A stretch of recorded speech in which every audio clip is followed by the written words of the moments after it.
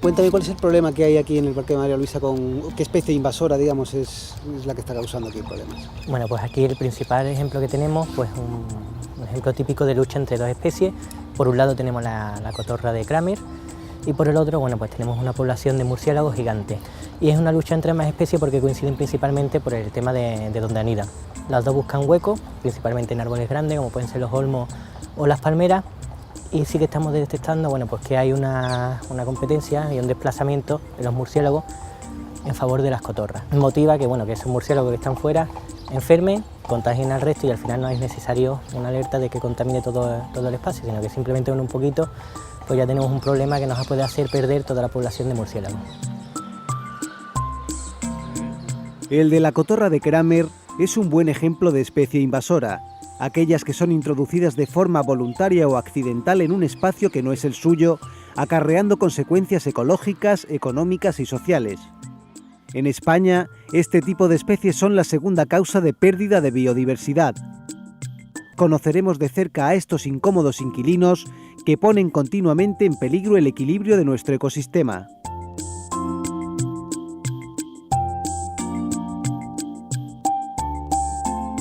Hay todo tipo de plantas, animales. En España, por ejemplo, tenemos el problema aquí en Andalucía del cangrejo rojo en las marismas, que se introdujo como una posibilidad de una granja para el tema de alimentación, se escaparon y son un problema para los cultivos de arroz en el control del agua.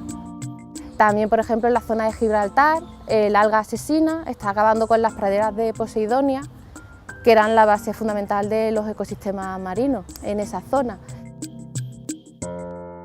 El ecosistema normalmente es un equilibrio frágil, pero es un equilibrio y todos tienen un predador que podríamos potenciar, pero cuando una especie invasora aparece, en principio es desconocida para el entorno y no todos los predadores de especies similares pueden atacarlos, pues por el tamaño, por la rapidez, por la velocidad de reproducción. Entonces es muy difícil actuar. Lo importante es detectarlas antes de que lleguen o cuando están empezando.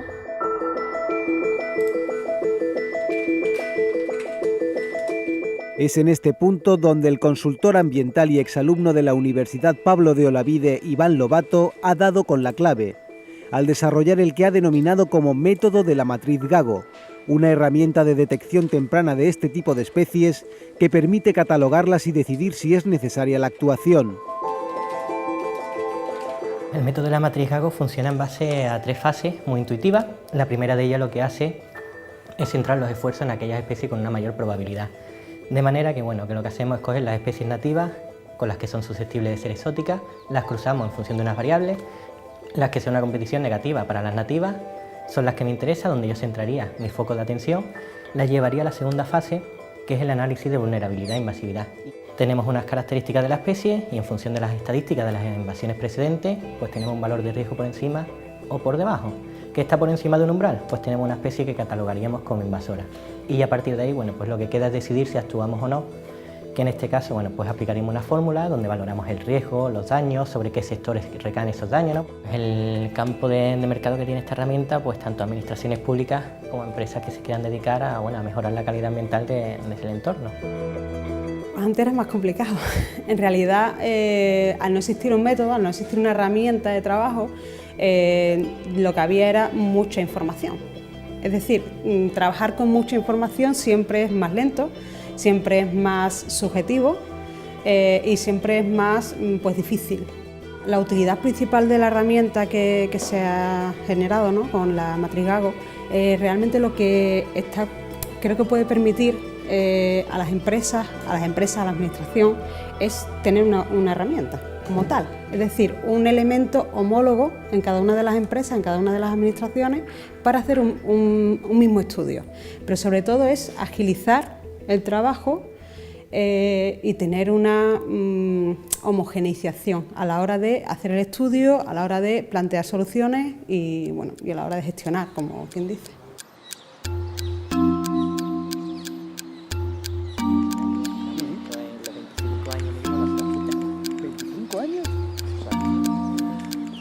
¿Qué utilidad tendría entonces la herramienta que has desarrollado tú en un caso como este? Bueno, pues esto nos permite actuar desde ya. Si en el momento que detectamos la primera invasión, el primer ejemplar de cotorra, Estamos capacitados para decidir si es una especie catalogable como invasora y actuar o no según de las recomendaciones que nos dé el método. ¿Con ello qué evitamos? Bueno, pues en este caso concreto, imaginemos que es una especie comercial. Si yo capturo una cotorra, la puedo reubicar, la puedo llevar a un zoológico, de manera que no solo evito el impacto ambiental aquí en el parque, sino que además voy a conseguir que el zoológico evite los costes y voy a eliminar la necesidad de un comercio internacional de aves, ya que no es necesario adquirirla en el país de origen. Sí existe legislación que el SEPRONA es el encargado de vigilarlo, tanto para proteger las especies autóctonas como para evitar que se introduzcan otras y que puedan llegar a ser un problema. Hay controles en aduanas, hay controles en las tiendas, hay controles sanitarios, pues todo el tema de semillas que entran, porque ahí también pueden venir hongos y bacterias en las semillas agrícolas, pero se cuelan.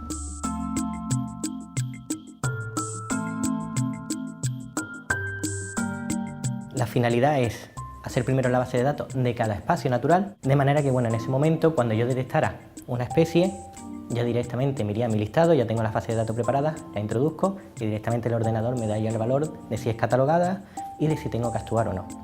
Entonces en este momento empezaremos a considerar las que ya están establecidas y a partir de ahí empezaremos a incorporar también las que son susceptibles de incorporarse.